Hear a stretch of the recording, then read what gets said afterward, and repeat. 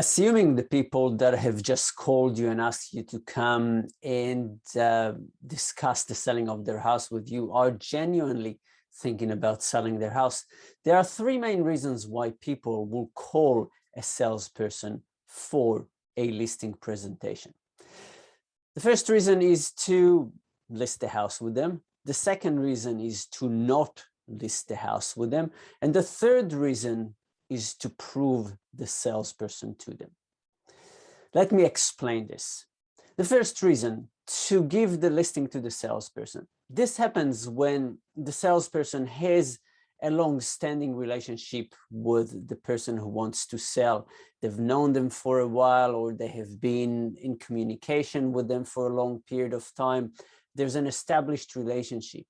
It can also be that the vendor or the potential vendor has been referred to the salesperson, or the salesperson referred to that specific person. So there is already trust in place between the potential seller and the salesperson.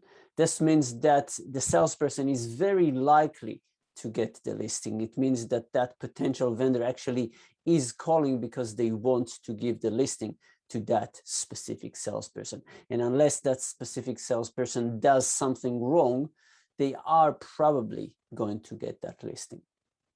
The second option, or the second reason salespeople get called to a listing presentation, is not to be given the listing.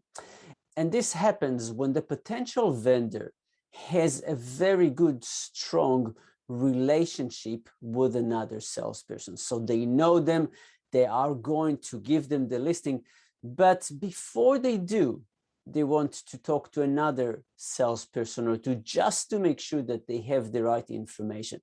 This means that they will call a salesperson that they know, or maybe a salesperson that they don't know. They will ask them to come over, have a chat with them about selling their property, but they never really intend to give that salesperson the listing. And the salesperson would feel that something is not right in that listing presentation. The answers that they would get from that potential vendor will many times be quite vague. They wouldn't commit to a price. They wouldn't commit to signing. Reasons for selling will be very vague as well. So everything would feel quite off, and the salesperson will move out of the listing presentation, not getting the listing from that potential vendor, and then that potential vendor will disappear and completely stop communicating with that salesperson.